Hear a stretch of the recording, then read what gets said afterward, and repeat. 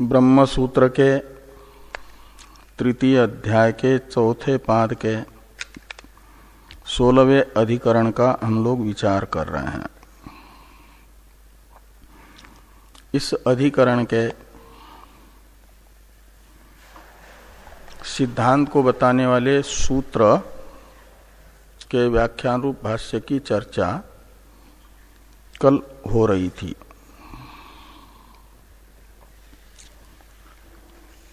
इस अधिकरण में विचार हो रहा है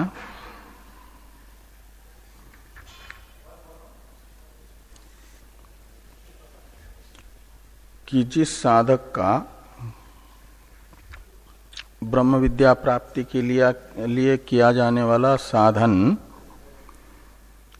परिपूर्ण हो गया है, उस साधक को उसी जन्म में ज्ञान होगा या जन्मांतर में ज्ञान होगा।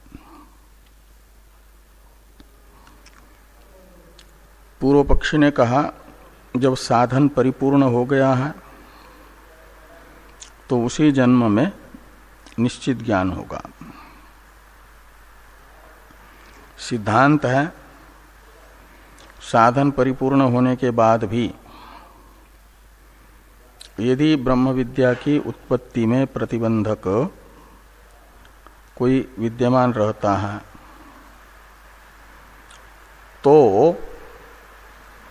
जन्मांतर में ज्ञान होगा, और कोई प्रतिबंधक नहीं है तो जिस जन्म में साधन परिपक्व हो गया उसी जन्म में ज्ञान हो जाता है। नियम नहीं है कि साधन परिपक्व होने पर उसी जन्म में ज्ञान होगा, ऐसा नियम नहीं है, अनियम है। ये सिद्धांत है। अहिकम अपि अप्रस्तुत प्रतिबंधे इत्यादि सूत्र से बताया गया। अहिकम अपि अप्रस्तुत प्रतिबंधे की व्याख्या भाष्य में हो रही थी।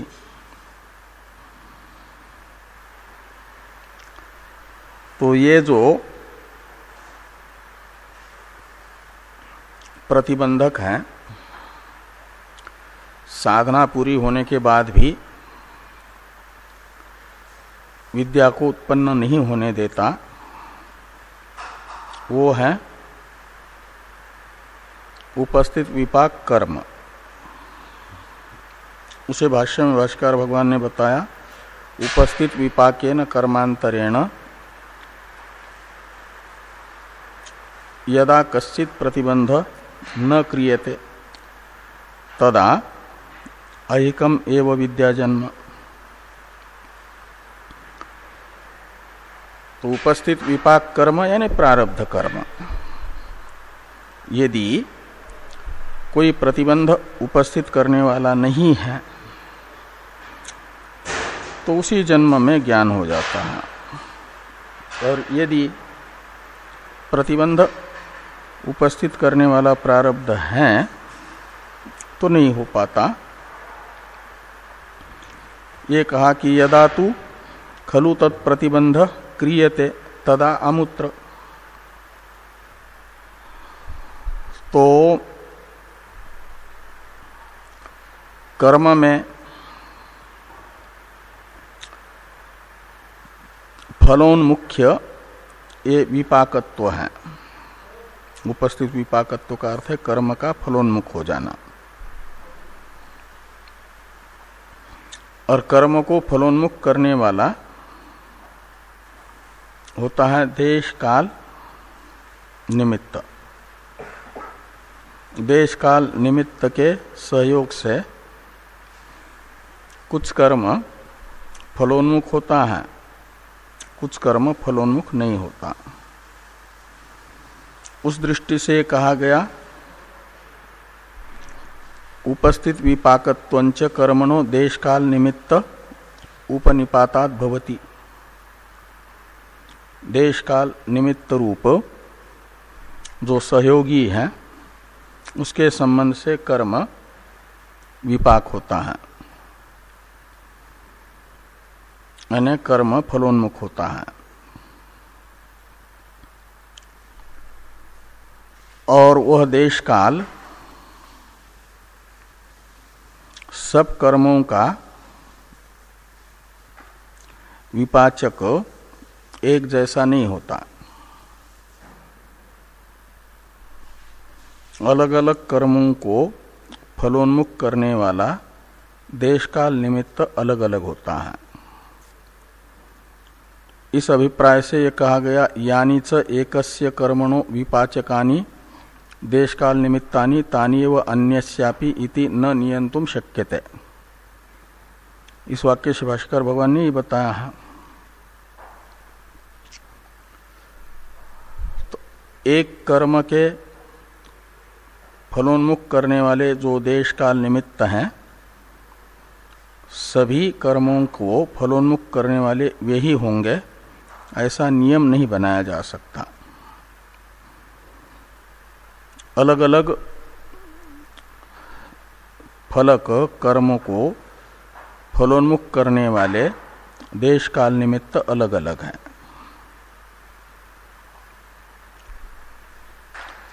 ये दिखाने के लिए कर्म में एक ही देश काल निमित्त फलोन्मुख करने वाले नहीं हो सकते, ये दिखाने के लिए फल वैलक्षण्य कर्मों का प्रयोजक बताया जा रहा है। इसलिए कहते हैं कि यतो विरुद्ध फलानि अपि कर्माणि भवन्ति। कर्म जिस कारण से परस्पर विरोधी फल वाले हैं, इसलिए सब परस्पर विरोधी फल वाले कर्मों का विपाचक देश काल निमित्त एक कोई नहीं माना जा सकता। अब ये शंका कोई करता है, यदि कि मान लिया सब कर्मों के फलोन्मुख करने वाले देश काल निमित्त एक जैसे नहीं होते, अलग अलग होते हैं। ब्रह्म जिज्ञासु साधक के द्वारा जो ब्रह्म विद्या के साधन के रूप में अनुष्ठित कर्म है, निष्काम यज्ञादि से लेकर के निधिध्यासन पर्यंत के, उनको फलोन्मुख करने वाला देश काल निमित्त विशेष जानना चाहता है साधक, यदि शास्त्र से, तो शास्त्र ब्रह्म विद्या के साधनभूत श्रवणादि को फलोन्मुख करने वाला देश काल निमित्त शास्त्र से समझना चाहता है यदि, तो शास्त्र भी अंगुली निर्देश करके नहीं बता सकता कि श्रवणादि के विपाचक देश काल निमित्त ये है करके। वो सामान्य रूप से ही बताता है। उसे कह रहे हैं शास्त्रम अपि इत्यादि से भाष्यकार भगवान। शास्त्रम अपि इत्यादि का अवतरण है टीका में, ननु तरहि श्रवणादि विपाचक देशादिकम कीदृशम इत्यत आह शास्त्रम अपि इति। तो कहा कि श्रवणादि को फलोन्मुख करने वाले देश काल निमित्त कौन है? सब कर्मों के फलोन्मुख करने वाले देश काल निमित्त अलग अलग है यदि, तो ब्रह्म विद्या फलक श्रवणादि कर्मों के विपाचक देश काल निमित्त को जिज्ञासु जानना चाहता है, वह कौन सा है? ऐसा यदि प्रश्न होता है तो उसका उत्तर देते हुए भाष्यकार भगवान कह रहे हैं, शास्त्रम अपि अस्य कर्मण इदं फलम भवति इति एतावति पर्यवसितम न देश काल निमित्त विशेषम अपि संकीर्तयति। शास्त्र भी केवल इतना बताता है कि इस कर्म का ये फल है, इस कर्म का ये फल है, लेकिन कर्मों का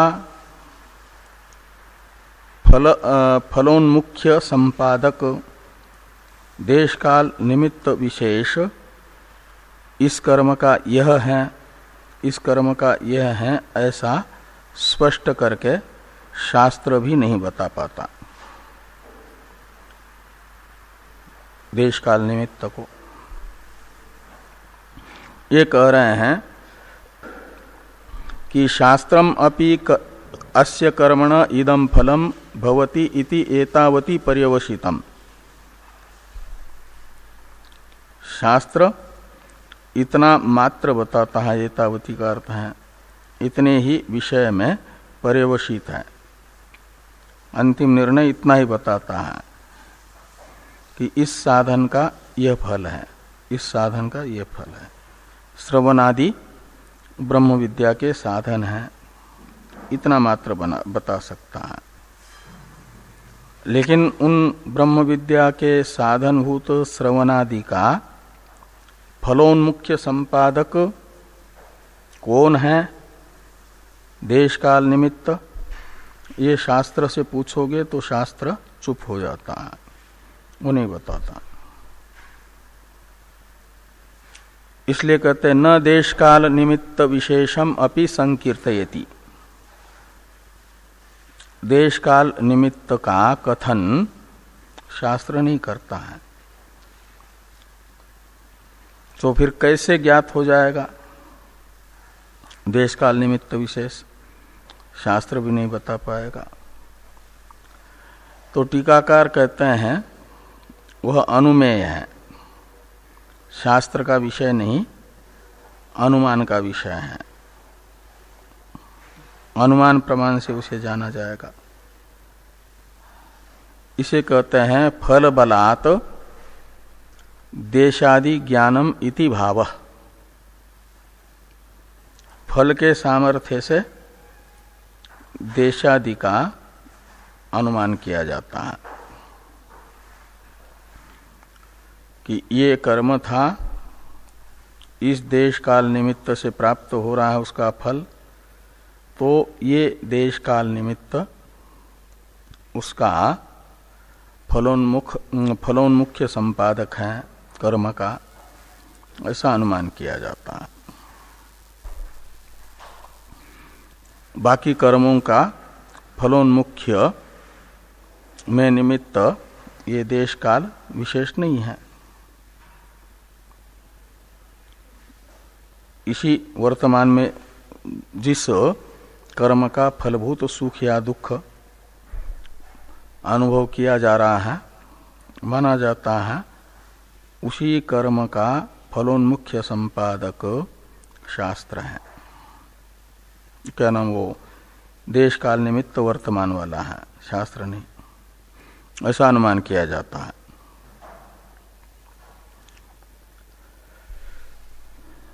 अब भाष्य में जो आगे वाला वाक्य है, साधन वीर्य विशेषातु अतीन्द्रिया इत्यादि, इसका अवतरण है टीका में, तथापि कर्मणा एव श्रवणादि प्रतिबंधो न वैपरीत्यम इत्यत्र को हेतु तत्राह साधनेति। मान लिया फल बलात् कर्म के फलोन्मुख्य संपादक देशादि अनुमेय है, लेकिन प्रारब्ध कर्म से ही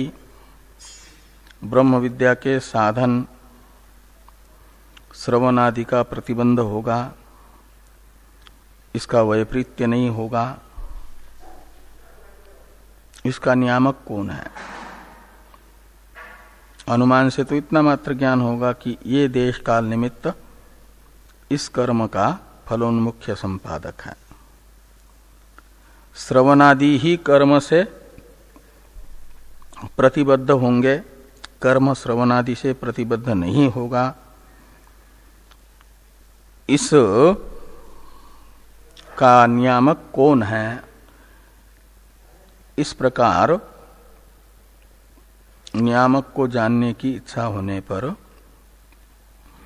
भाष्यकार भगवान लिखते हैं कि साधन वीर्य विशेषात्तु अतीन्द्रिया कस्यचित शक्ति आविर्भवति सा प्रतिबद्धा परस्य तिष्ठति। तो कहते हैं ये जो दो हैं, कर्म और श्रवण आदि, उनमें देखा जाता है प्राबल्य किसका है। तो साधन विशेष, साधन वीर्य विशेषात का मतलब कर्म और श्रवण आदि, इन दोनों में जिसका प्राबल्य होगा, जो प्रबल होगा, तो माना जाता है उसकी शक्ति प्रकट होती है। दूसरे में शक्ति है फल देने की, वह प्रतिबद्ध होती है। जैसे दिन, ये जो है रात में तारे भी चमकते हैं कि नहीं चमकते हैं, उनका भी प्रकाश होता है। दिन में प्रकृष्ट प्रकाश स्वरूप सूर्य का उदय होने पर तारे कहीं चले जाते हैं ऐसा नहीं है, लेकिन वे उनका प्रकाश, प्रबल प्रकाश जो सूर्य का है, उससे अभिभूत होता है। सूर्य का प्रकाश में सामर्थ्य अधिक होने से वो अभिभावक बन जाता है, तो अभिभूत करने वाला। और जिनका सामर्थ्य कम है, प्रकाशन सामर्थ्य, वे अभिभूत हो जाते हैं। जैसे ही अभिभावक सूर्यास्त हो जाता है, तो फिर वो जितना अपने में सामर्थ्य है, उस सामर्थ्य के अनुसार प्रकाशित हो जाते हैं। वो शक्ति प्रकट हो जाती है ना, प्रतिबंधक के चले जाने पर। ऐसे कर्म और श्रवण आदि में साधन विशेष के सामर्थ्य से, साधनगत वीर्य विशेष से शक्ति प्रकट होती है। तो प्रतिबंधक साधन में यदि सामर्थ्य विशेष है, तो प्रतिबंधक शक्ति का आविर्भाव होगा। श्रवणादि प्रतिबद्ध होकर के श्रवणादिगत जो ब्रह्म विद्या उत्पादक शक्ति है, वह प्रतिबद्ध रहेगी। और प्रतिबंधक में विद्यमान जो प्रतिबंधिका शक्ति, वो आविर्भूत होगी यदि सामर्थ्य विशेष है। तो किसी किसी साधक के श्रवणादि ज्यादा समर्थ होते हैं, कर्म दुर्बल होता है, तो प्रतिबंध नहीं कर पाता। तो माना जाता है कि वह इसी जन्म में प्राप्त कर लेता है ब्रह्म विद्या। ये व्यवस्था भगवान भाष्यकार ने इस वाक्य से बताई है कि साधन वीर्य विशेषातु अतीन्द्रिया कस्यचित शक्ति आविर्भवति। साधनगत सामर्थ्य विशेष को लेकर के जो अतीन्द्रिय शक्ति है कार्य से अनुमेया, वो भी प्रत्यक्ष नहीं होती शक्ति, कार्य को देख करके उसका अनुमान किया जाता है, फल को देख करके। वो किसी साधन विशेष की प्रकट हो जाती है, अन्य की प्रतिबद्ध होकर के रहती है। जिसकी प्रकट हुई है उसका फल दिखता है, जिसकी प्रकट नहीं हुई उसका फल नहीं दिखता।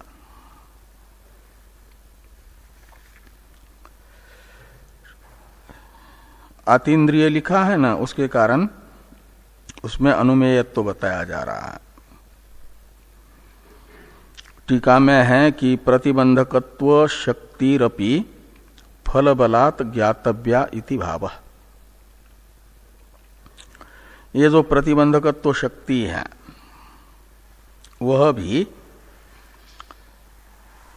साधन श्रवणादि संपन्न होने पर भी साक्षात्कार नहीं हो रहा है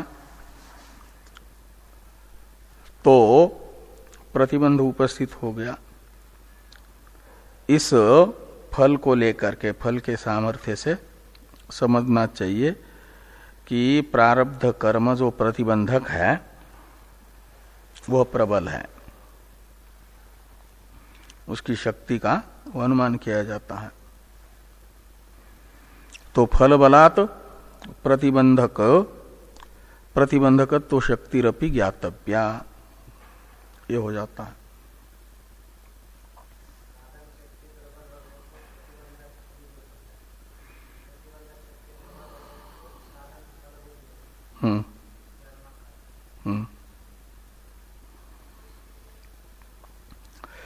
तो भाष्य में आगे वाला वाक्य है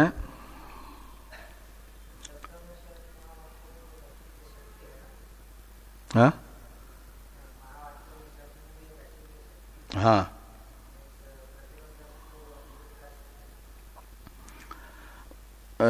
उससे भी प्रबल होता है यदि प्रतिबंधक प्रारब्ध, तो नहीं हो पाती।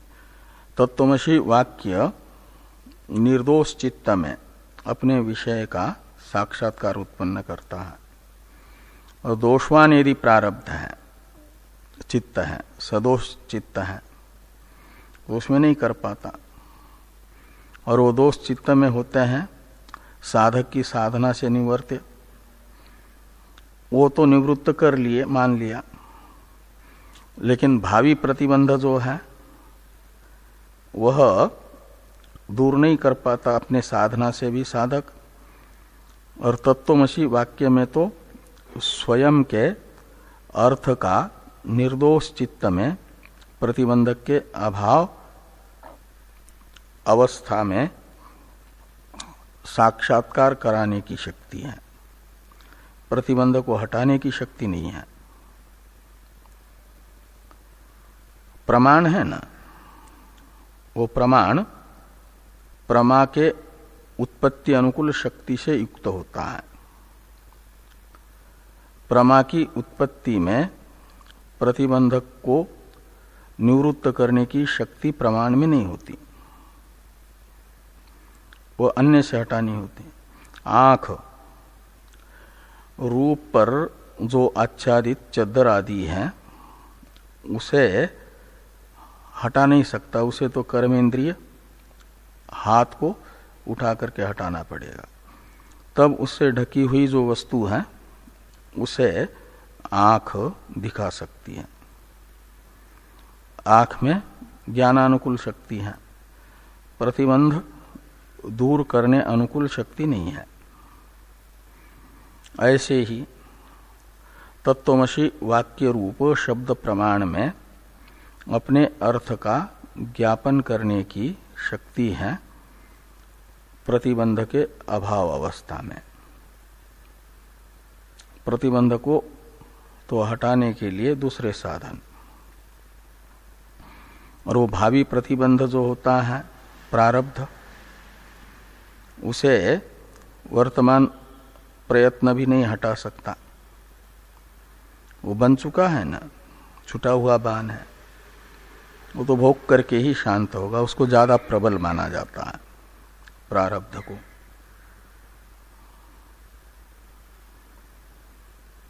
बाकी जो साधन है, बाकी जो प्रतिबंध है स्वयं के साधना से निवर्ते, वो तो हटा सकता है साधक। वो तो स्वयं के प्रयत्न से भी हटने वाला नहीं, भोग करके ही हटने वाला है, ऐसा प्रतिबंध होता है। और उसको फलोन्मुख करने वाला वर्तमान देश काल माना जाता है करके, तो ये कहा जा रहा है। भाष्य में है आगे, न च अविशेषेण विद्यायाम अभिसंधिर नोत्पद्यते इह अमुत्र वा में विद्या जायताम इति अभिसंधेर निरंकुशत्वात्। कहते विद्या विषयक अभिसंधि एक जैसी नहीं होती है।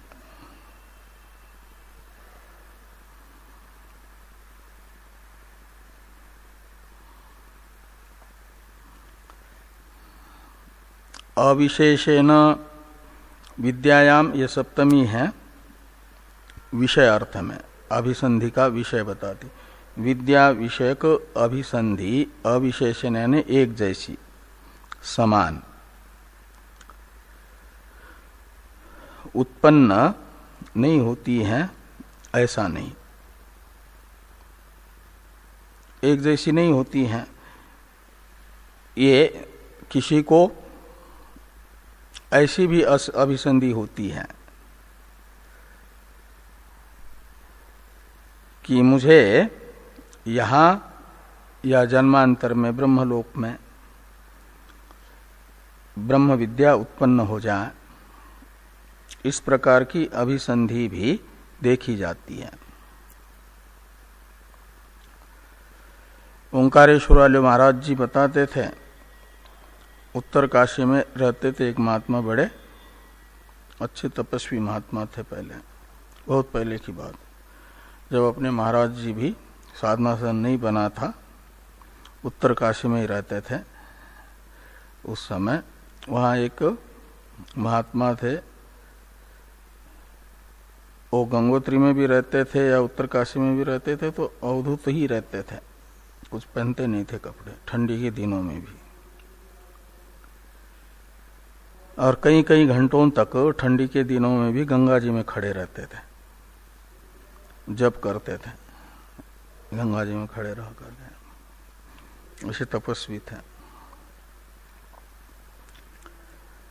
और उस समय वहां तपोवन स्वामी जी करके थे, बड़े वरिष्ठ महात्माओं में, उनके पास वो कभी वेदांत का स्वाध्याय करने के लिए भी जाते थे।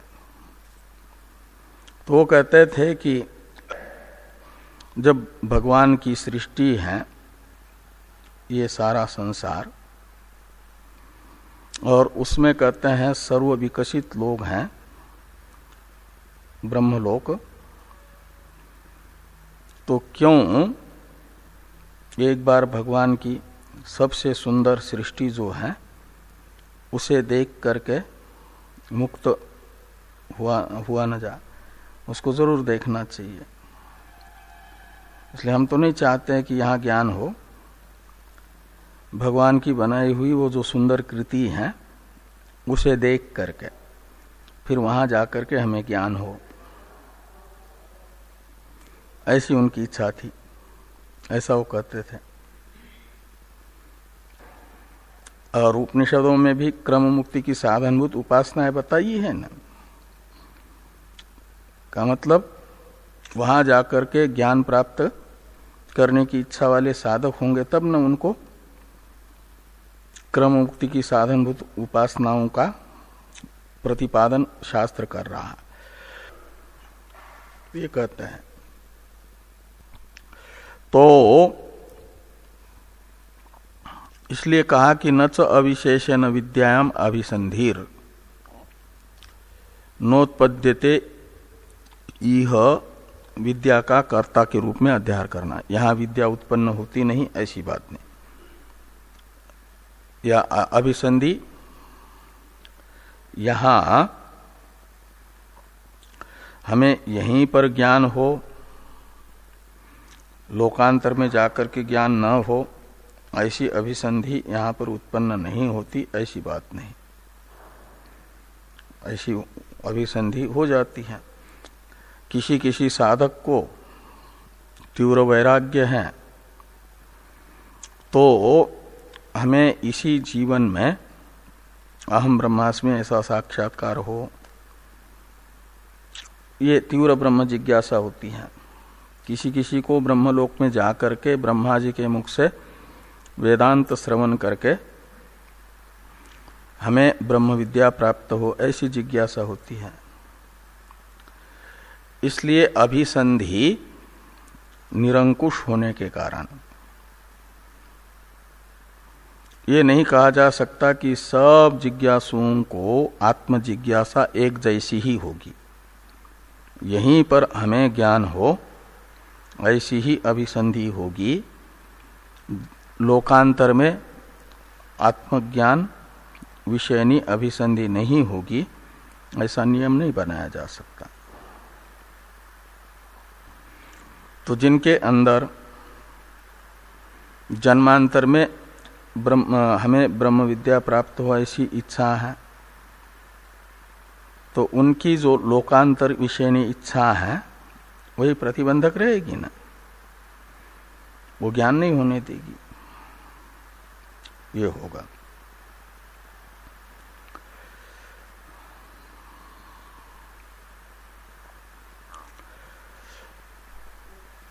और आगे कहते हैं श्रवणादि द्वारेणापि विद्या उत्पद्यमाना प्रतिबंधक क्षय अपेक्षया एव उत्पद्यते।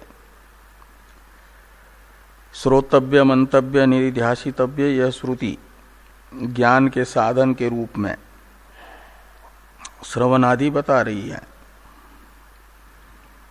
श्रवणादि से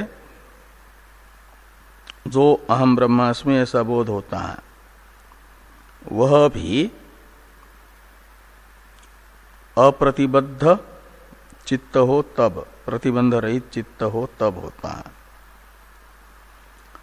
तो श्रवणादि द्वारेणापि विद्या उत्पद्यमाना, जिस साधक के चित्त में इसी जन्म में हमें ज्ञान हो ऐसी इच्छा है, उस साधक को भी श्रवणादि के द्वारा जो अहम ब्रह्मास्मि बोध होगा वह प्रतिबंध के रहते हुए नहीं हो सकता। प्रतिबंध निवृत्ति पूर्वक ही ज्ञान होता है, और जो भावी प्रतिबंध होगा यदि, तो उसका निवर्तक साधन तो यहाँ हो नहीं सकता, उसको तो भोग करके ही शांत करना होगा। उसके लिए फिर वह प्रतिबंध विद्यमान होने से श्रवण आदि के पूरे होने पर भी बोध नहीं हो पाएगा, ऐसा नियम रहेगा। तो श्रवणादि द्वारेणापि विद्या उत्पद्यमाना प्रतिबंध क्षय अपेक्षया एव उत्पद्यते तथा च श्रुतिर इत्यादि का अवतरण है टीका में।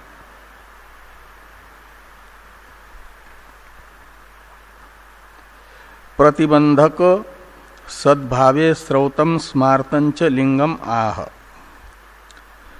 श्रवणादि संपन्न होने पर भी विद्या की उत्पत्ति में प्रतिबंधक होता है, इसका ज्ञापक श्रौत लिंग यानी श्रौत वचन तथा स्मार्त वचन बता रहे हैं। श्रुति का वाक्य तथा स्मृति का वाक्य बता रहे हैं।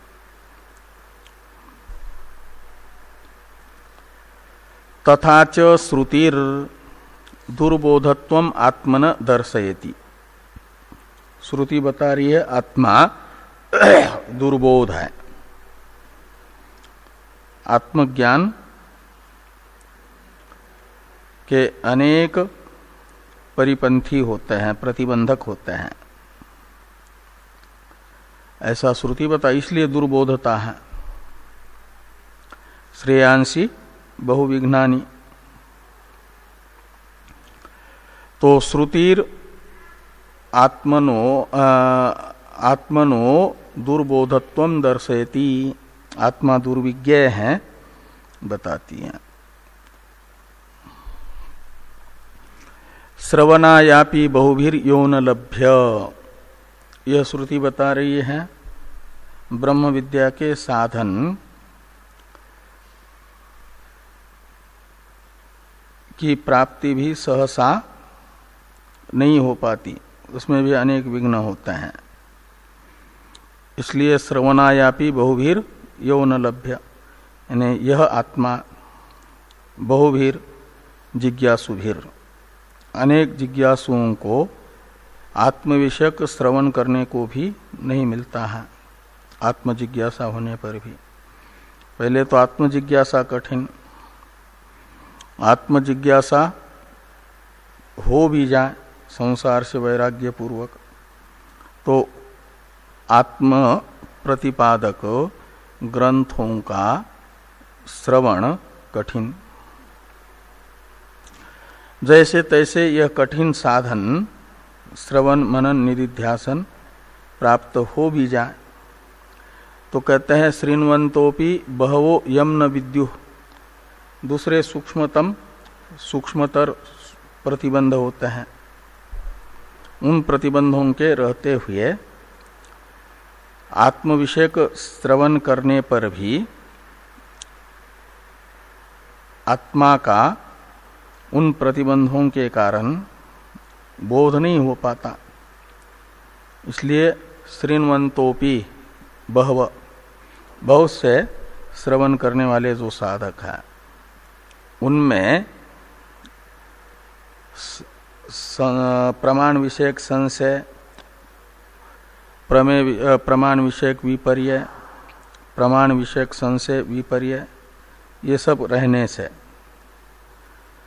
वे प्रतिबंध दोष, प्रतिबंधक दोष जो है ज्ञान नहीं होने देते। तो ये कहते हैं श्रृण्वन्तोपि बहवो यम न विद्युः, और आत्म प्रतिपादक ग्रंथों का व्याख्याता भी सहसा उपलब्ध नहीं हो पाता। श्रुति कहती है आश्चर्यो वक्ता, ये इसमें से एक अधिक छपा है, मूल में आश्चर्यो वक्ता इतना ही है ना। आश्चर्यो वक्ता कुशलोस्य लब्धा, ऐसा है।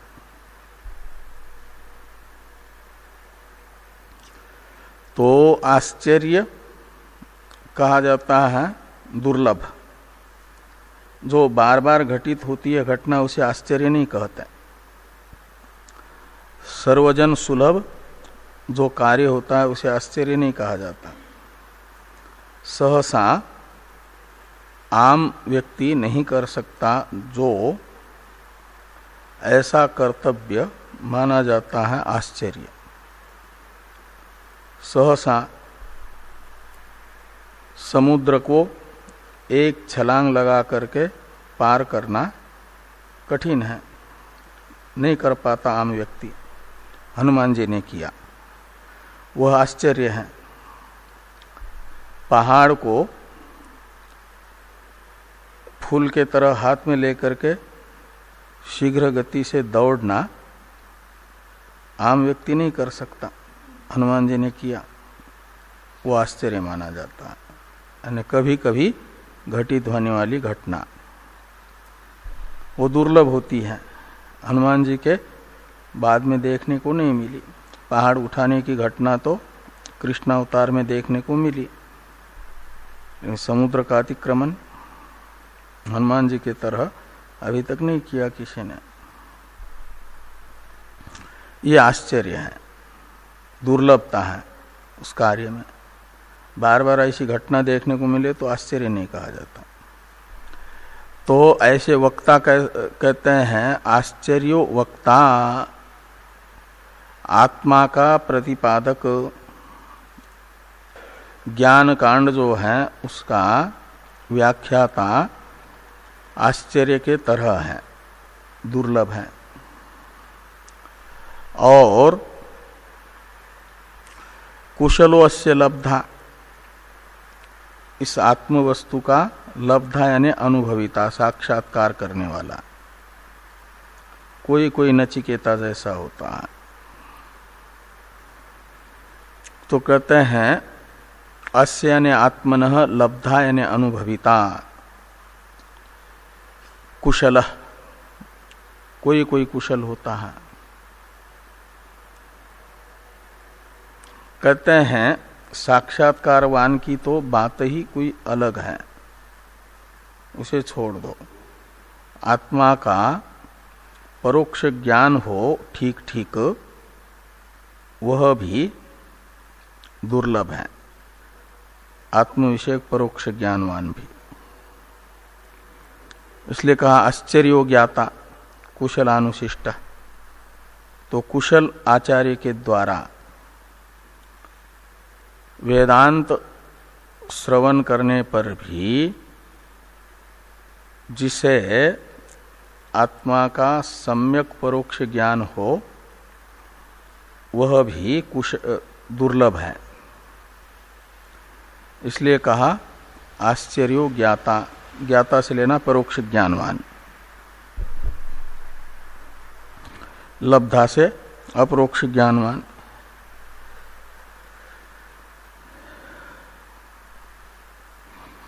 इस मंत्र का थोड़ा अर्थ कर रहे हैं टीकाकार। टीका को देखिए कि श्रृण्वन्तोपि न विद्यु इति उक्ते प्रतिबंध सिद्धि। सुनने पर भी, वेदांत श्रवण होने पर भी आत्मज्ञान नहीं हो पाता। तो श्रवण तो आत्मज्ञान का साधन है ना, विचारित वेदांत वाक्य, वो होने पर भी ज्ञान नहीं हुआ का अर्थ है प्रतिबंध विद्यमान है। किसी ने तो किसी को होता है, किसी को नहीं होता है। तो किसी को, जिसको हुआ माना जाएगा उसमें प्रतिबंध नहीं था, और जिसको हुआ नहीं हुआ उसमें प्रतिबंध विद्यमान है। तो श्रृण्वन्तोपि न विद्यु इति उक्ते है यानी इति वचनात् प्रतिबंध सिद्धि, प्रतिबंध की सिद्धि हो जाती है। ये ज्ञापक लिंग है प्रतिबंध के सद्भाव में। और आत्मनो यथावत वक्तापि आश्चर्य यानी अद्भुतवत कश्चिद एव, आत्मा के वास्तविकता का निरूपण करने वाला भी आश्चर्य की तरह होता है, अद्भुत होता है, दुर्लभ होता है। और तिष्ठतु लब्धा, ये जो कहा कि कुशलोश्य लब्धा, कोई कोई होता है अनुभविता, इसके विषय में कहते हैं कि तिष्ठतु लब्धा यानी साक्षात्कारवान, आत्म विषयक साक्षात्कार करने वाले की तो बात छोड़ दीजिए। कहते परोक्ष तो ज्ञातापि आश्चर्य,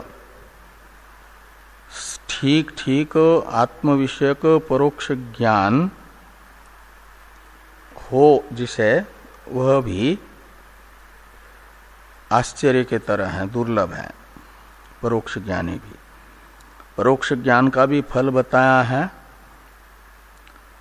कि जितने भी बुद्धिकृत पाप है, का मतलब ज्ञात पाप है, उनको भी दूर कर देता है परोक्ष ज्ञान।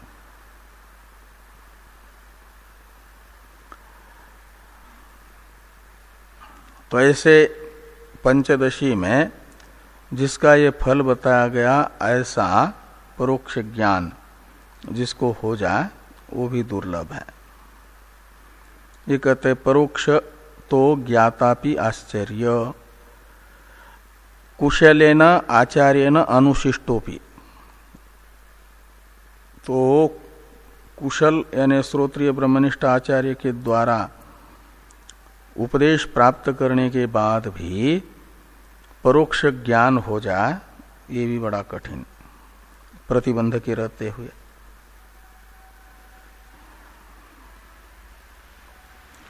इस प्रकार यह श्रुति ये बता रही है कि आत्मज्ञान के बहुत से प्रतिबंधक होते हैं, इसलिए वर्तमान जन्म में ज्ञान नहीं भी हो सकता है। और जब प्रतिबंध दूर हो जाता है तो पूर्व जन्म में अनुष्ठित श्रवण आदि से ही प्रतिबंध की निवृत्ति होने पर बोध हो जाता है। इसका ज्ञापक वचन भी बताया जा रहा है, गर्भस्थ एव वामदेव इत्यादि से। इस पर चर्चा हम लोग कल करते हैं।